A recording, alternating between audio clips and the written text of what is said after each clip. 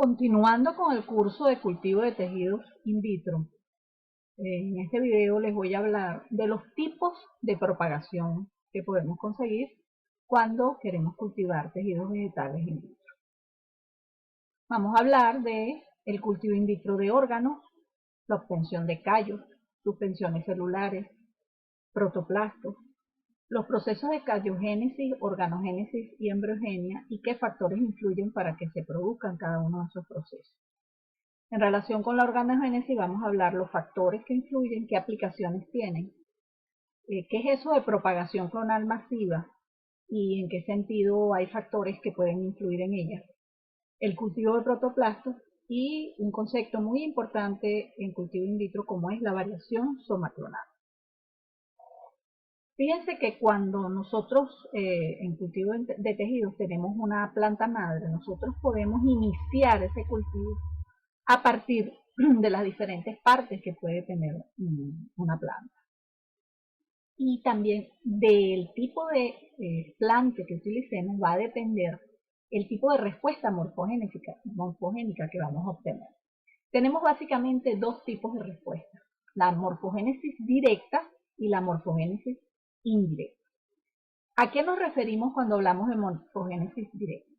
Nos referimos a la respuesta, el crecimiento que se puede obtener a partir de un meristemo o de una estructura reproductiva como puede ser anteras, polen, óvulos, o de fragmentos de tallo o de tejidos somáticos como puede ser un pedacito de hoja o una yema. Cualquiera de estas estructuras, cualquiera de estos tejidos puede responder o bien directamente produciendo raíces, brotes, que es lo que llamamos organogénesis directa, se producen órganos de manera directa, o también se pueden producir embriones que de forma directa van a producir plantas. El otro camino sería el de la morfogénesis indirecta. ¿A qué nos referimos con esto? Estos mismos tejidos, en vez de responder directamente hacia la formación de órganos y la formación de plántulas completas, pueden responder, pueden formar primero una estructura denominada callo. El callo no es otra cosa que una cicatriz, es una respuesta del tejido vegetal ante una herida. Y como vamos a ver en esta presentación, está muy relacionado con la presencia de determinadas hormonas vegetales o reguladores de crecimiento en el medio nutritivo. Fíjense que a partir de ese callo, por eso hablamos de que es indirecta, puede por subcultivo en otros medios nutritivos o incluso muchas veces en el mismo medio nutritivo donde logramos la inducción, podemos encontrar que a partir del callo se formen órganos y esos órganos al final nos den una vitroplanta completa. Recordemos que la base del cultivo de tejido es precisamente la totipotencia celular, la capacidad que tienen las células vegetales de a partir de pequeños grupos de células llegar a producir plantas completas. Y eso lo vemos representado tanto en la morfogénesis directa como en la morfogénesis indirecta. ¿Qué pasa cuando se forma un callo? Lo que hay es que esa sección de tejido que era somático, que ya estaba diferenciado en cualquiera de estas estructuras, se desdiferencia y comienza a tener características de tejido meristemático, es decir, con una potencialidad, una posibilidad de generar órganos o de, si lo separamos todas esas células que conforman el callo, podemos lograr obtener suspensiones celulares. Esas suspensiones celulares en biotecnología son sumamente interesantes porque nos pueden ayudar a la producción de metabolitos secundarios que son utilizados en el campo farmacéutico o en la medicina cosmética, en otros ámbitos a nivel industrial. También se pueden obtener de esas suspensiones celulares lo que llamamos semillas somáticas, que no son otra cosa que esos embriones, estos embrioides envueltos en determinadas sustancias que se transforman entonces en semillas artificiales.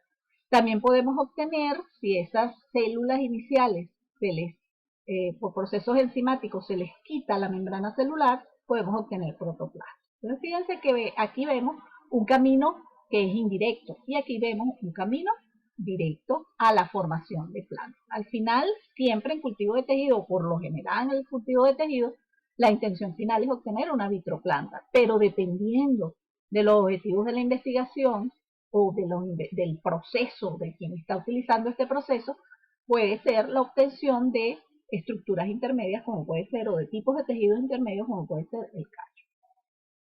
Ahora, ¿qué factores influyen? Por ejemplo, en este caso voy a hablarles de la embriogénesis somática. ¿Qué hace que un tejido vegetal determinado dé una respuesta u otra? Bueno, indudablemente, así como en los otros tipos de respuestas, en la embriogénesis somática o la producción de embriones, que fíjense que no son embriones como los embriones que se obtienen por reproducción sexual, estos son embriones somáticos, embriones que provienen de tejidos somáticos. Entonces, los factores que influyen serían el explante que se utilice, ¿verdad? Las especies, las diferentes variedades de especies responden de manera distinta. Los factores ambientales, el tipo de medio nutritivo con que estemos trabajando, si trabajamos con un medio nutritivo líquido, por ejemplo, en agitación o inmersión temporal, y la composición de esos medios nutritivos. Fíjense que esos factores son comunes no solamente a la generación de un embrión somático, sino a cualquiera de las otras respuestas. El tipo de desplante, la especie, los factores ambientales y dentro de los factores ambientales, la composición de los medios nutritivos. Específicamente para la embriogénesis somática encontramos, por ejemplo, que como factor ambiental en trigo, la baja concentración de oxígeno en el medio nutritivo puede inducir la formación de esos embriones. Y en medios líquidos, el hecho de que esté agitado o inmerso en el grupo de células de manera temporal.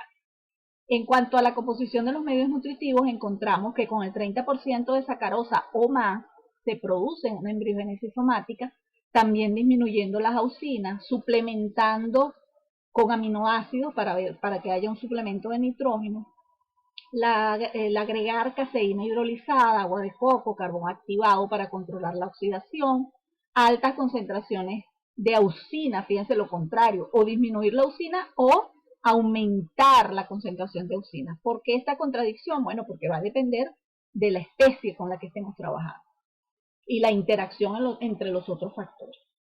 Y también encontramos que como factor que induce la embriogénesis somática la presencia de citoquininas durante la diferenciación y multiplicación de los tejidos.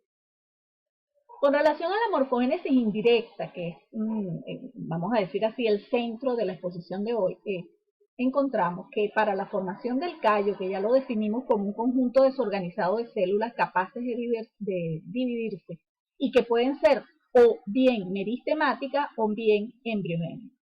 Esas meristemáticas pueden por organogénesis producir brotes. Sin embargo, también podemos, a partir de esas células de callo que se separan, obtener embriones. Y estos embriones a su vez nos pueden servir como una fuente de embriones somáticos, que ya dijimos hace un rato que esos embriones somáticos nos pueden servir para producir semillas artificiales, sobre todo de especies de plantas que especialmente difíciles de responder en condiciones naturales o que ya hemos obtenido de repente de un programa de mejoramiento genético. Y es una manera de multiplicarla. Estos embriones somáticos son estructuras bipolares, generalmente tienen una parte radical y una parte apical, tienen muy pocas conexiones vasculares con la planta madre y pueden crecer y formar una planta completa. Por supuesto, como dijimos antes, manipulando, manejando, cambiando la composición química del medio nutritivo, especialmente el balance hormonal. Entonces, al final obtener plántulas, tanto por vía de organogénesis como por vía de embriogénesis. Entonces, como vemos, los callos en muchos estudios son utilizados precisamente como ese punto de partida inicial para la obtención de otras respuestas morfogénicas que pueden ser útiles. Aquí hay un ejemplo, el ejemplo de un estudio realizado con hierba luisa. Vemos que esta plántula, o este tejido, perdón, cultivado en un medio nutritivo con 2,4-D, encontramos, fíjense cómo los callos que se forman son unos callos sumamente compactos. Aquí vemos que el callo quizás es como más desgradado, se puede separar, es lo que llamamos un callo friable. Y aquí vemos la respuesta ante la combinación entre 2,4-D y otra citoquinina, como puede ser el BAB. Por otra parte, podríamos entonces concretar lo que hemos dicho hasta ahora de lo que es un callo. Un callo es un tejido obtenido del aislamiento de órganos o de tejidos vegetales que inicialmente estaban diferenciados y que se desdiferencian. Ellos proliferan de manera continua, acelerada y desorganizada. Este término es muy importante destacarlo porque es lo que hace que muchas veces los callos sean una fuente de material variado, de material interesante, que puede servir de punto de partida en programas de mejoramiento. Esos callos producen una masa celular que es altamente totipotente, pero que tiene varios tipos de células.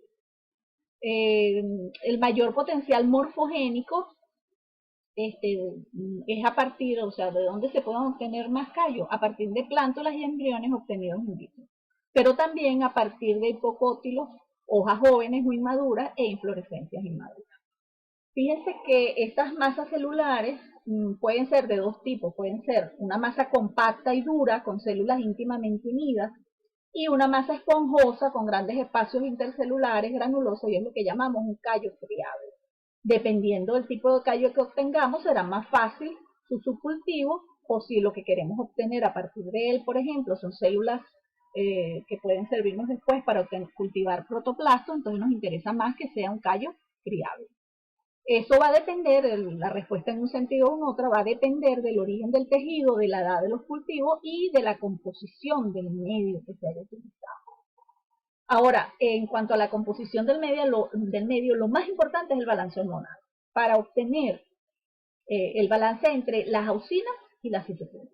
Por ejemplo, si tenemos una mayor cantidad de auxinas con relación a citoquininas, aparecen brotes y raíces.